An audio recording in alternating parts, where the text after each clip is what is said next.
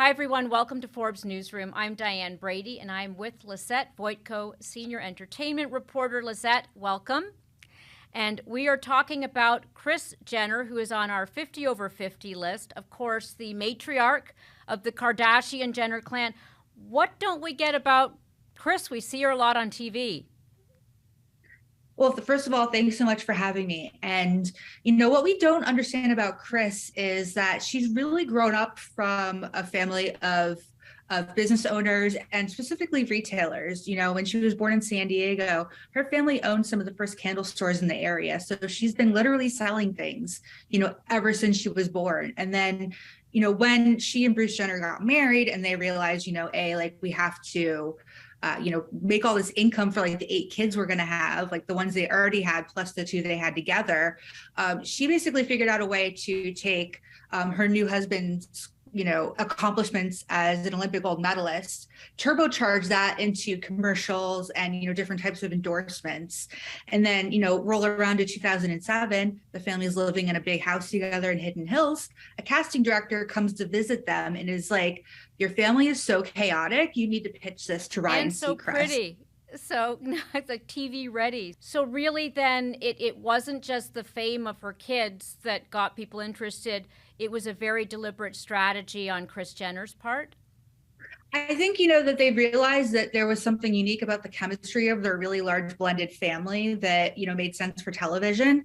Before they pitched to Ryan Seacrest, they actually filmed a pilot of, what would become Keeping Up with the Kardashians in a previous home. And they thought there was something there.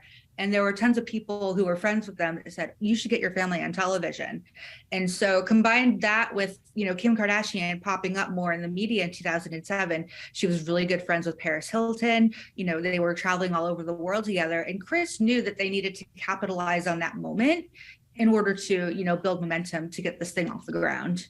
And I want to remind people of just the sheer success of the Kardashian / Jenner enterprise. It's like 1 billion followers. Can you give me some sense of how many businesses are there and where does Kris sit in those businesses? Sure. Yeah, they do have a combined 1 billion social media followers between Kris and the daughters and her son, Rob Kardashian. And by our count, we have at least 15 businesses that the kids are overseeing that Kris has a part of.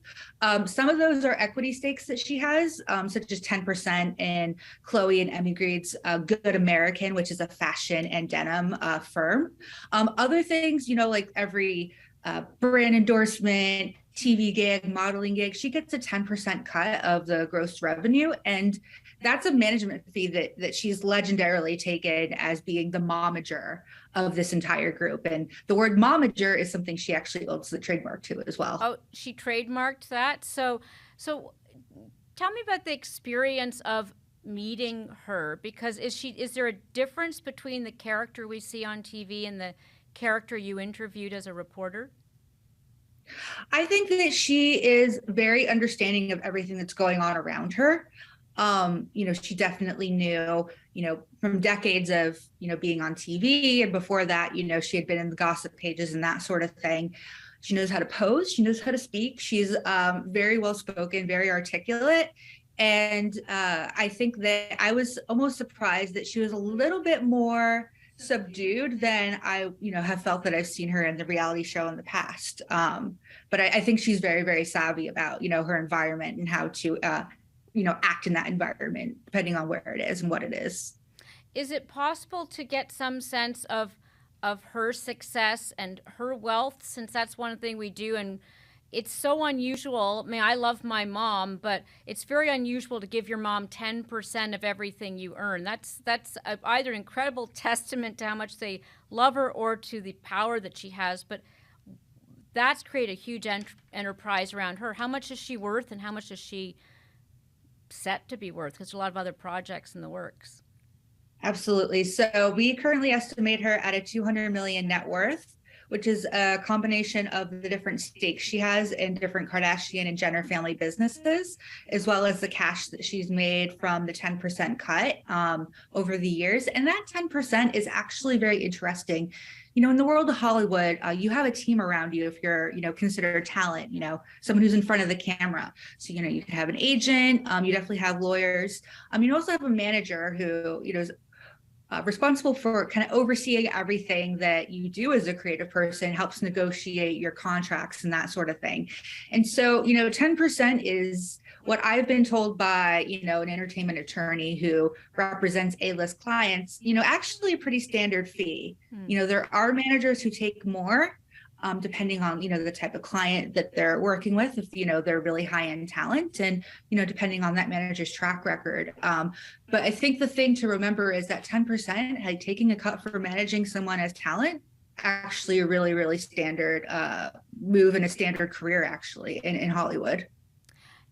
What about in terms of the monetization of the Kardashian brand? One of the reasons that they apparently got off their last show was a sense that there was a fatigue factor for the talent. I mean, how much does she talk about the psychological cost? I mean, these are her kids and herself. Did you get any sense of where the business manager ends and the mom starts? Somewhat, yeah. She talks about how, for every kid that she has to tailor her management approach specifically to them. She says her and Kim are kind of like twin souls. They meet regularly to talk about, where they are at the moment and, strategize where they want to get to in the future. In terms of Kardashian fatigue, I think that's a really interesting question. After 20 seasons of their original show ran on the E! Network, ending, I think, in 2021 with like over 200 episodes, which is like crazy. Like normally for syndication, you want to reach at least 100 episodes has been the traditional rule of thumb. So the fact that there is, well north of 200 is really impressive. But the show's since been rebooted on Hulu, as a solo streaming show.